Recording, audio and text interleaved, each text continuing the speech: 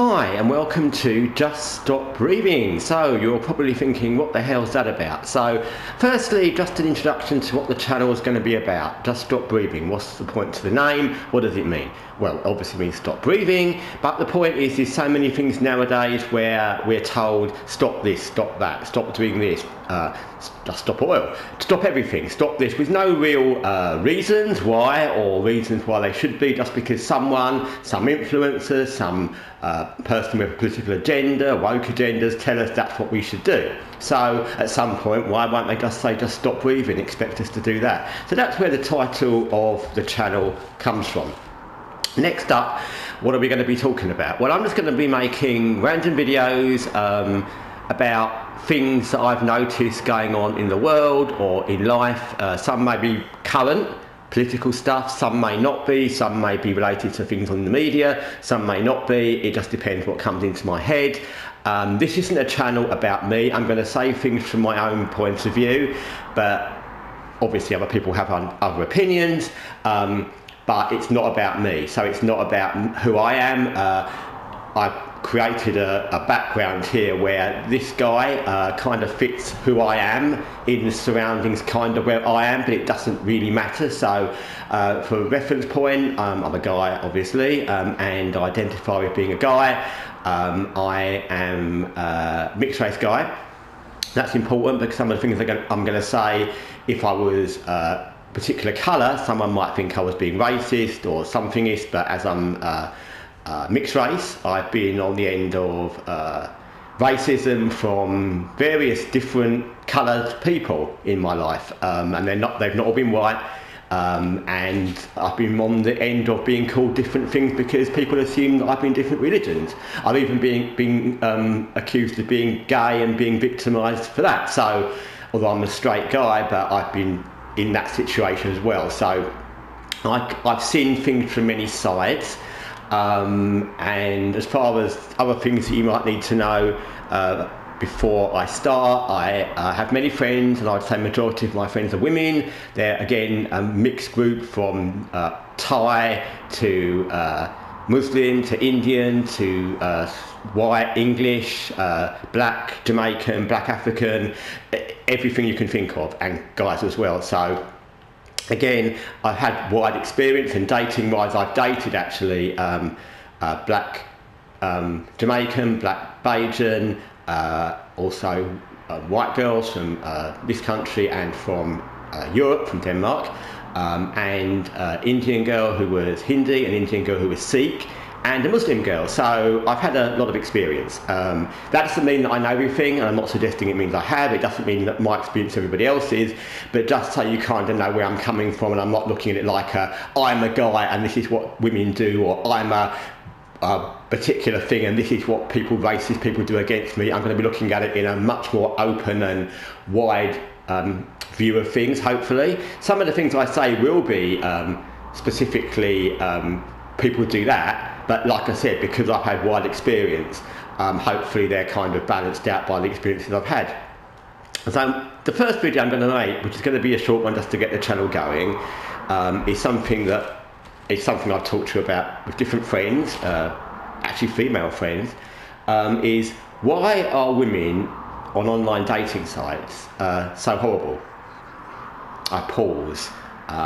So that's not to say, because obviously, like I said, I've known lots of women, and I know lots of women, and some of the women I've met from online. I've actually dated people from online, and I've got friends from online.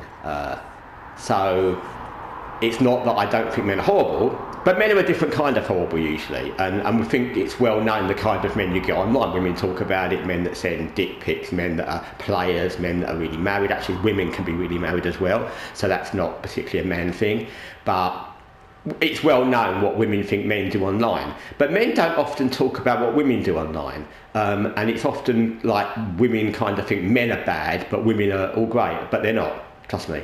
And if you're a guy and you're watching this, you probably experienced it. And if you're a woman, maybe you've done this and you didn't really think about it or care. But women on dating sites are generally horrible, and they've got more horrible over the last decade. And what I mean by that is if you're a guy online, if you're a woman online looking for a guy, women act like they're in a shopping market or a shopping mall, and they pick a guy that they like all the details of, mainly the picture, because women, amazingly enough, are as influenced by pictures as men. They go for hot guys just like men go for hot girls. Women are no different. Remember, I've got loads of female friends, I know what they look at. So that's the first thing. And secondly, it's like a shopping mall. They pick different guys. Oh, he's all right, he lives there, he's that age, he's got that job, he's got that, he's got no dependents. And it's like a shopping cart. And yes, of course they deal with horrible men and creepy men and pervy men, but when men go online dating, women treat them like it's a job interview. And they ask you questions like it's a job interview. So, what do you do? And where do you live? And it's like a job interview, and you feel like you're being interviewed. You don't feel like you're having a conversation with people. You feel like you're being interviewed. I've been online many times where someone has asked questions, and I've been really open and forthcoming in what I've said. And I've tried to answer in a really nice way, and we've taken time to answer, and they've just replied, I don't think we're compatible, and bye. And that's just been really simple things, but it's like a shopping cart, because if you don't tick all the boxes, then you're out. And I think men are more, yes, men can be vulgar and horrible, but they're also more open to not going through a checklist like women do and not looking at it like a shopping cart. So where women think men are horrible, I can tell you from someone who's been online a long time, and I think the first person I met online dating was well over a decade and a half ago. Women can be really horrible too. And for women that think men don't have feelings, well, I can tell you that women have made me cry, and I'm not ashamed to admit that. My friends who are female have made me cry in the past because they did bad things, and girlfriends have made me cry. So men aren't immune to being hurt, and that doesn't mean all men can be hurt, but trust me, all women can't be hurt either. I've got friends that are completely cut off from emotions and they don't care what they do. So it's not a guy-women thing. And women say very strange things. One of the questions that I get asked often when I've been online on dating sites is, what are you looking for on here? Which is a really weird and stupid question. Number one, because it's an impossible question to ask, because every single person that asks it already has a exact opinion of what you need to say, and everyone's opinion is different. So if you say one thing that's wrong, even if it's a normal thing, they will decide that you're not suitable. Well, again, that's back to that shopping list thing women do. I don't know if men ask women, actually I've never asked any of my female friends, I don't know if men ask women what they're looking for, but it's a silly question, because everyone has their own perception, and even by answering really honestly and taking time to be nice about it, one thing you say not quite right can sound wrong to them, but it might not be wrong. And it might not be wrong to them, they're just looking for a certain checklist. And the other thing I would say about that is it's a really weird question, because in the real world, physical world, if you meet someone in a pub or a bar or at school or at a park or at work, and you're having a conversation, you don't turn around to them and say, so what are you looking for here? If you're at a bar and you meet a guy or a girl, doesn't matter, and you would not turn around to them in the first conversation, even in the first dozen conversations, whatever you spoke afterwards, and say, so what are you looking for on here? What are you looking for in this bar? What are you looking for at this park? Because it would be stupid, because you get to know somebody, and by talking to them, you find out what they want and what they like and what you may have in common.